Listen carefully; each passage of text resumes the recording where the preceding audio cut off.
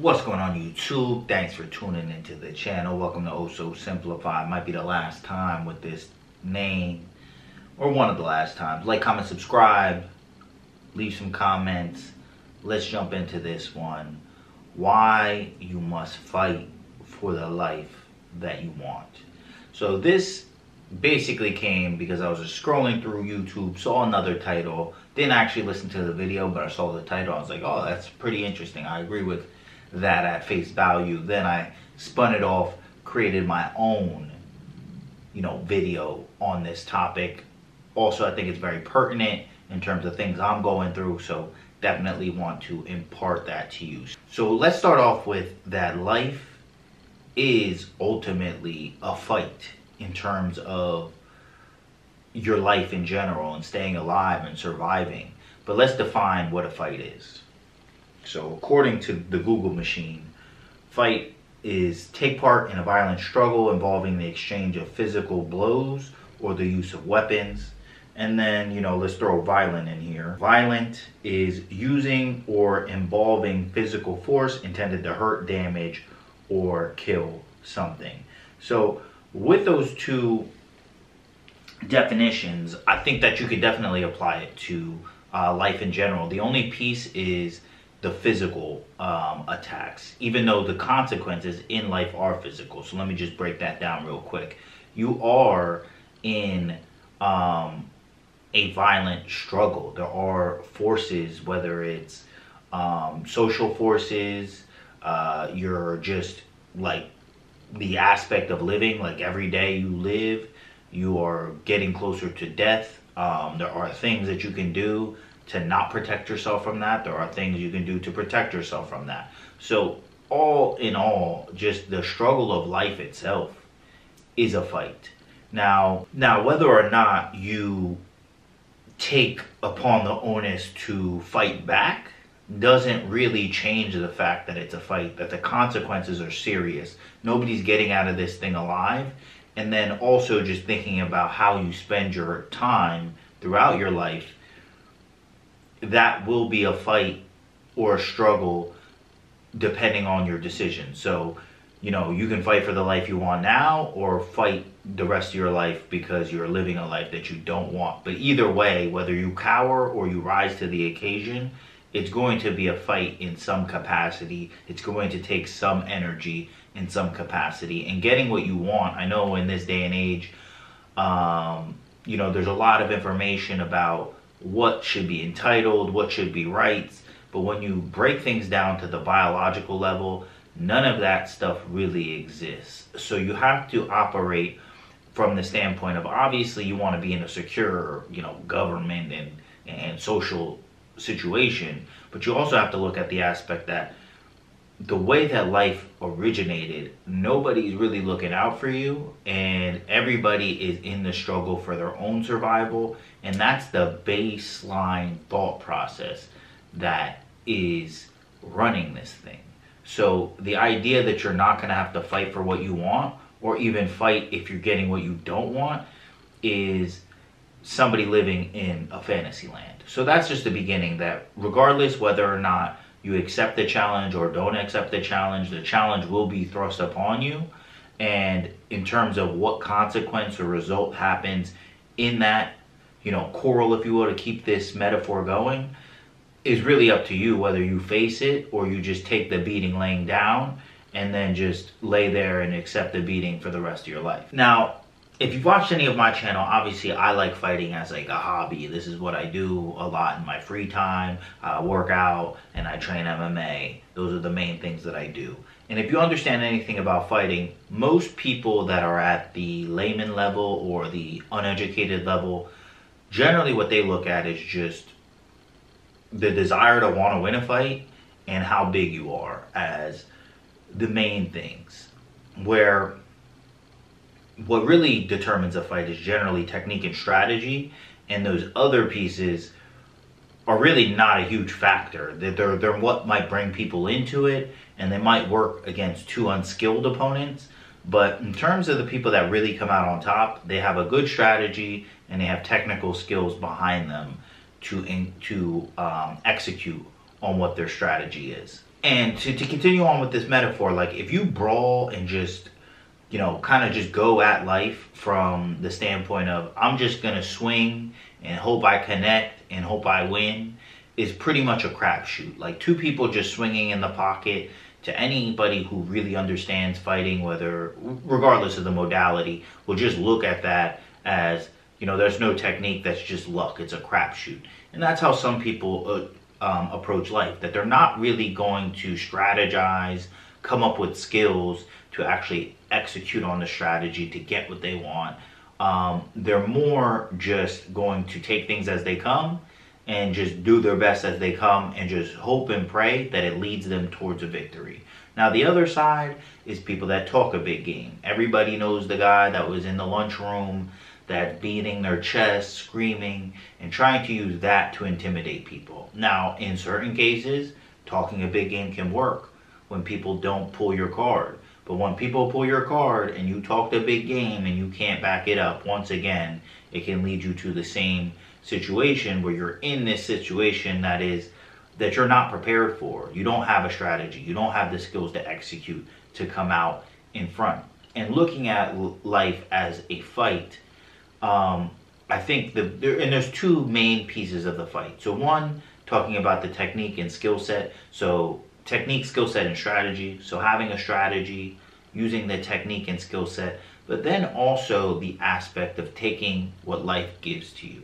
Now, if you haven't fought in or watched fighting and don't really understand it from like what fighting people call like a high fight IQ standpoint, what might not be clear is that there's very specific opportunities to do things.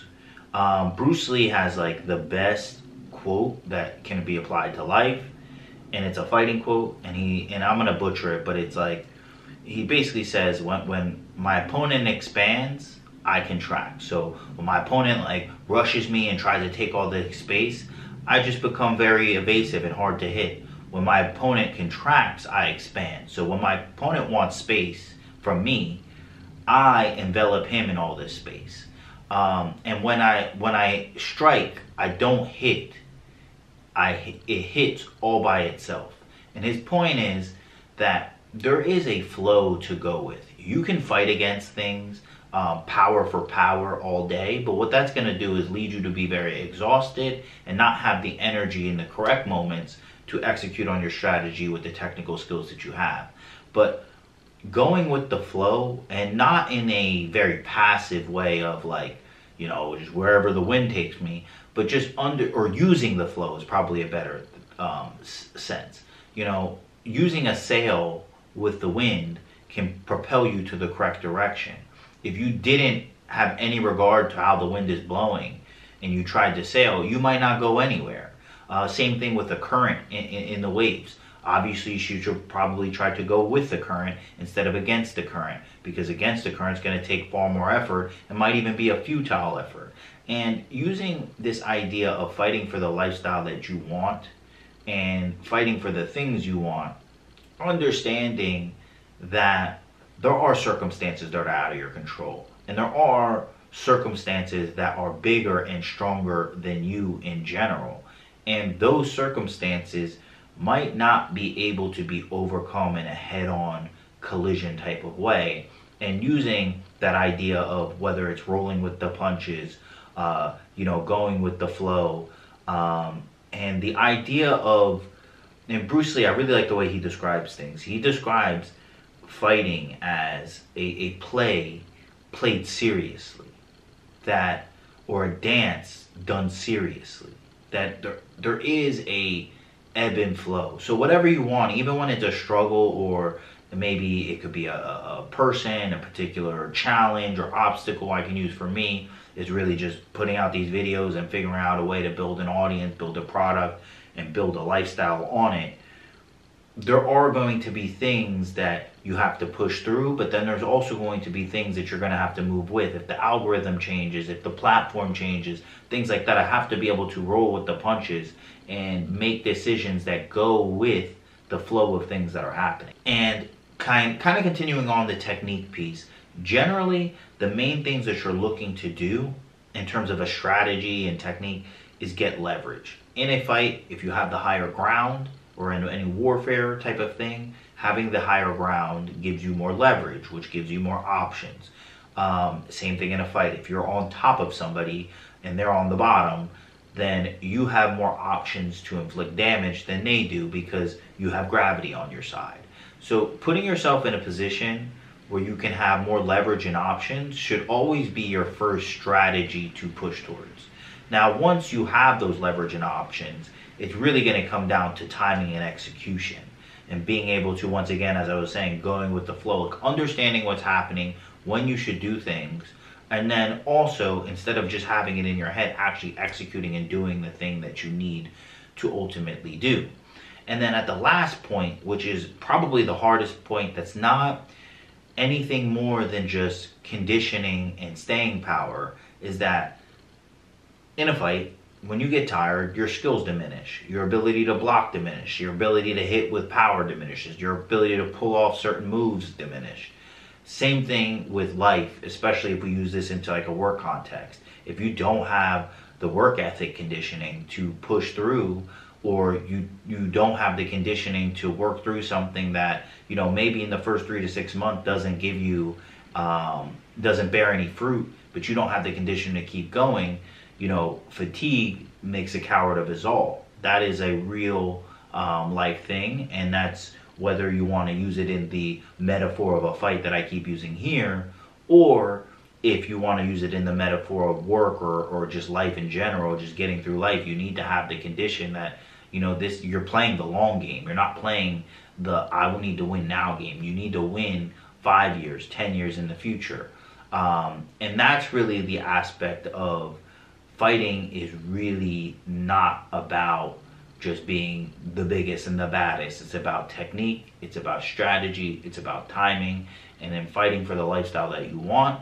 You can incorporate those same principles to your life, building the technique and skill set to get where you want, having a strategy for how you're going to get the leverage and options that you need, and then ultimately get to the position that you need, and then also executing in the correct time, doing things when they need to be done, whether you feel like it or not. And then the last piece is really about this conditioning piece, where I'm going to expand on it a little bit more, that fatigue makes a coward of us all. And this idea is something that obviously is huge in fighting, but I do think it makes a lot of sense in life in general, and just your ability to develop a work ethic, your ability to be in this for the long haul, that getting the life you want is not, it's your life. It's not a one-day thing. It's not, you know, you're gonna win a prize. Like, it's winning every day after you get the life you want. And it's going to take staying power, the ability to be in it for the long haul, and the ability to develop a strong work ethic that can work towards something day after day, even when the progress may appear minimal from the standpoint at which you are in the moment.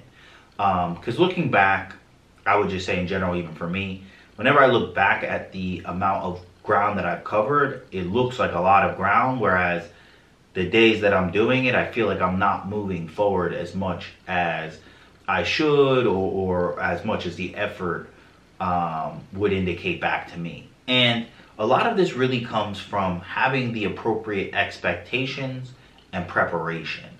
So whenever you go on an endeavor, what I've realized is that generally anything I think will happen generally takes at least 3 times as long as I thought it was going to take.